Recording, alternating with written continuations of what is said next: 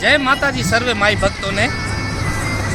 આપણે આસો સુદ એકમ અને તારીખ 30/10/2024થી માના નવલા નોરતા આવી રહ્યા છે, ત્યારે આપ સૌ જાણો છો કે દર વખતે ખૂબ જ મોટા પ્રમાણમાં પદયાત્રીઓ માતાજીએ માથું ટેકવવા જતા હોય છે। ત્યારે આપણે સૌ જોઈએ છીએ કે દર વખતે સરકારશ્રી તરફથી રસ્તાઓનો ઉકેલ કરવામાં આવે છે અને રસ્તાઓ બાયપાસ કરી નાખવામાં આવે છે મોટી ગાડીઓ માટે, પણ આપણે જોઈએ છીએ કે પદયાત્રીઓની ટ્રાફિક જ એટલી હોય છે કે રોડ બંને તરફથી જામ હોય છે, તેથી નાના મોટા અકસ્માતો આપણે જોઈ શકીએ છીએ કે રોડ ઉપર થતા હોય છે।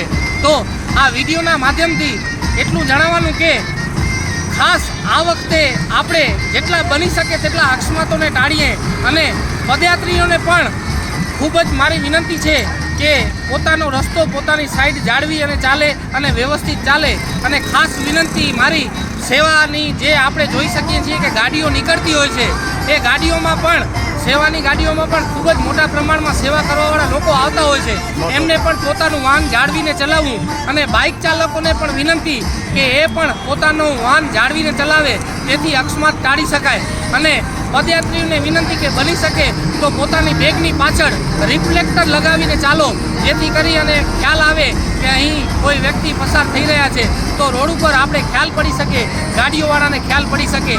એ જ આ હેતુ વિડીયો બનાવવાનો છે। જય માતાજી સર્વે માઈ ભક્તોને।